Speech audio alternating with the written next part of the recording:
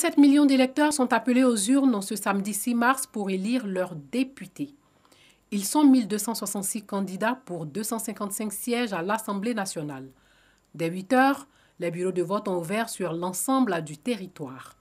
Le président de la CEI, la Commission électorale indépendante, Ibrahim Coulibaly Cuibière, a exhorté les Ivoiriens à se rendre dans les bureaux de vote pour accomplir leurs devoirs civiques.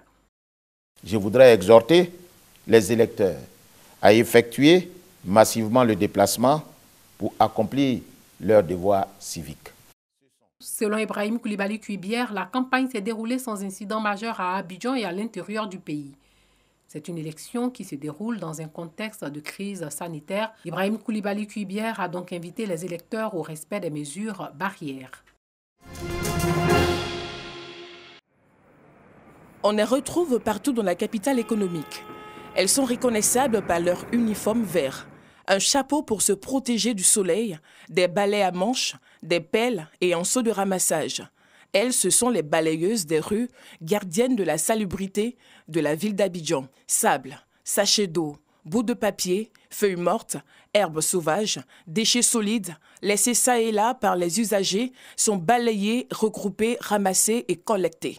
J'ai accepté d'être balayeuse parce que je me suis dit qu'il n'y a pas de sous-métier. Tout ce que tu gagnes sous la main, tu le fais. Parce qu'actuellement, tu ne peux pas t'asseoir à la maison et puis quelque chose va te tomber du ciel. Sur les routes, les chauffards manquent quotidiennement de les renverser. Dans la fumée noire des pots d'échappement, elles balaient tous les jours des déchets que la plupart des conducteurs abidjanais jettent par leurs fenêtres. Le travail se passe bien. Par contre aussi, souvent, pas trop ça, à cause des chauffeurs, des passants, tout ça. À peine on finit de balayer, il y a 2 mecs qui sont dans la voiture, ils jettent des papiers lotus, des chassés. Maintenant, les chauffeurs de bac aussi, on place les cônes souvent avec nos cônes, tout ça là. Quand on parle, ils arrivent à nous parler mal. Donc, par contre, il y a d'autres qui jettent les chassés. Quand on parle, ils disent nous sommes payés pour ça. Le travail de balayage là, c'est très difficile. Parce que ce n'est pas permis à tout le monde. Quand tu dis à quelqu'un qu'on dit il y a le travail de balayage, il dit non, il y a tuberculose, il y a tant dedans. Depuis qu'on travaille, on n'a jamais entendu qu'il y a une qui est malade, qui a tuberculose. Cette occupation semble passionner ces femmes, pour la plupart quadragénaires au maximum. On est avec lui, ça fait 7 ans et 8 ans. Le travail se passe bien. Nous-mêmes, c'est nous-mêmes qui faisons attention avec la prière de Dieu. Certains usagers saluent la bravoure de ces dames pendant que d'autres les appellent à la prudence. Ces femmes sont courageuses, c'est encouragé. Ce n'est pas les seuls emplois qu'elles peuvent exercer. Balayer les rues, ça rend l'environnement propre, mais il y a autre chose aussi qu'elles peuvent faire. Elles font bien leur travail, mais souvent ne respectent pas la circulation. Quand c'est comme ça, c'est dangereux aussi. La charité bien ordonnée commence par soi-même. C'est vrai, il n'y a pas de sous-métier. Mais quand tu prends soin de toi-même, tout avance. Les voitures n'avertissent pas. Hein. Quand ça va arriver, ça arrive.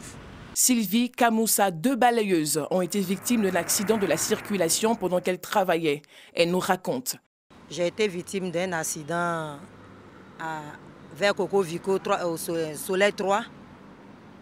Et le monsieur m'a pris par la hanche parce que je balayais. Et j'ai donné le dos. Et le véhicule est venu, en tournant sa voiture, il est venu me taper par la hanche. Je suis tombée dans le caniveau. De là, le monsieur ne s'est pas arrêté, il a continué.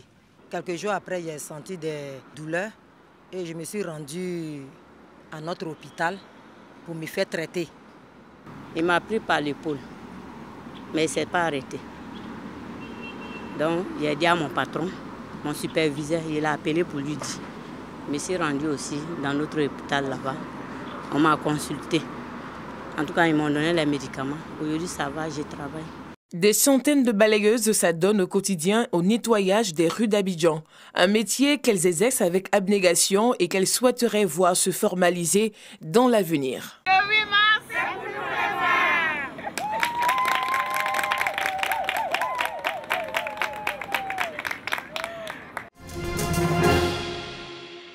C'est la salle de mariage de la mairie de Cocody qui accueille la cérémonie de signature de convention entre la mairie de Cocody et de microfinance en vue d'apporter un appui financier aux femmes et aux jeunes de la commune.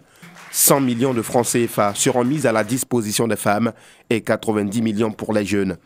Nous savons que notre maire est un maire très dévoué à l'endroit des femmes et il nous a toujours accompagnés et cela ne nous surprend pas. Cet accompagnement, c'est une bouchée d'oxygène pour toutes les femmes de Cocody.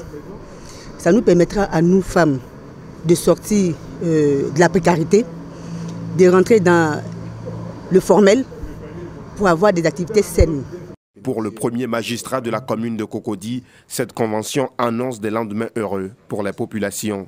Nous avons mis en place un montant d'une centaine de millions pour les femmes et 90 millions pour les jeunes. Donc cette convention que nous venons de signer, c'est et pour les femmes et pour les jeunes, afin de leur permettre de pouvoir réaliser leurs projets, de pouvoir développer les différentes entreprises, mais aussi les différents projets qu'ils ont, mais toujours sous la coupelle de telle sorte que nous veillons à ce que nous avons mis une commission en place pour pouvoir les accompagner et mieux les orienter. Je dis merci aujourd'hui à ces deux institutions financières parce qu'ils nous permettent aujourd'hui de réaliser nos projets. Par ce geste, la mairie de Cocody et ses partenaires contribuent à réduire la pauvreté par la promotion de l'entrepreneuriat. Le corps saupoudré de kaolin, les purificatrices ou komian en langue baoulée, peuple du centre de la Côte d'Ivoire, ont pour rôle de débarrasser l'environnement de tout esprit maléfique. À travers des litanies sacrées ou des cérémonies traditionnelles, elles chassent le démon des corps possédés. À côté des komians du centre, les jeunes danseuses de Tématé, dans l'ouest du pays, peints dans toute leur splendeur. La Côte d'Ivoire, dans sa diversité culturelle, reproduite par les pinceaux de l'artiste visualiste Jacques Bleu. Mon message à travers mes œuvres, c'est surtout un message de cohésion sociale. Lorsqu'on regarde les œuvres ici, ça tourne autour de nos cultures, de nos traditions, de nos danses. Et c'est autour de la culture qu'on se rassemble. C'est autour de la musique, de la danse traditionnelle qu'on se retrouve. Nos artistes sont très talentueux. Il y a beaucoup d'artistes importants dans ce pays. Mais malheureusement, nous n'avons pas suffisamment d'espace qui leur permettent de pouvoir présenter ce qu'ils ont, ce qu'ils font. L'inauguration de cette nouvelle salle d'exposition, dénommée le Basquiat Art Gallery, au sein de la Villa Alfira, dans la commune de Cocody, s'est faite en présence de plusieurs personnalités et étudiants, visiblement séduits par les tableaux. Ça m'a permis aussi de comprendre que l'art permettait d'exprimer ses sentiments les plus profonds.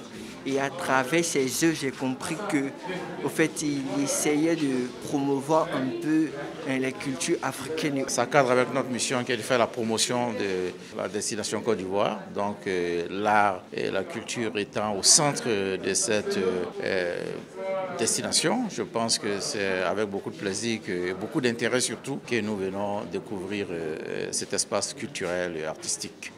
La nouvelle salle d'exposition de la Villa Alfira est exclusivement dédiée aux créateurs nationaux et internationaux pour des expositions d'art et des rencontres culturelles.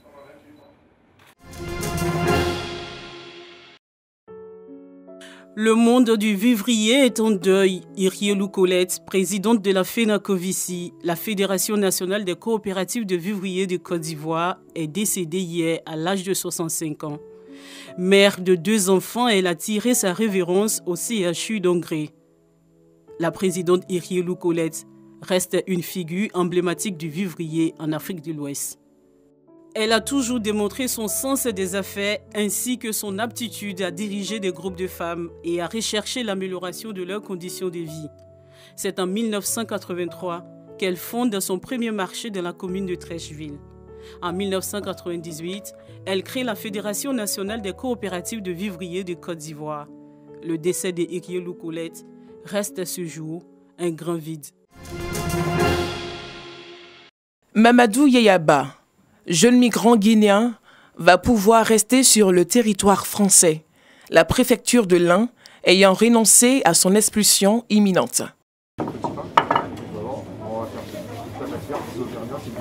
vas avoir une paire.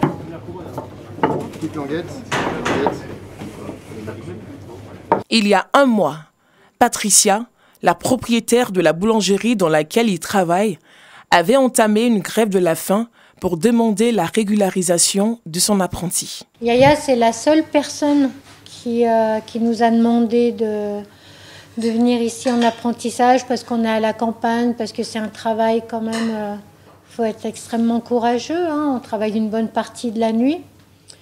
Et pour lui, ça ne lui pose pas de problème, donc oui, on est très contents. Ça change énormément parce que ça apporte beaucoup de droits, ça m'apporte beaucoup de droits que je n'avais pas avant. Le droit de me former professionnellement, le droit de travailler, le droit de rester sur le sol français, le droit de vivre sereinement, sans peur ni crainte. La condition qu'il soit scolarisé et que son apprenti débouche sur une embauche. La grève de la faim, Stéphane y a également eu recours pour que son apprenti boulanger ne soit pas expulsé.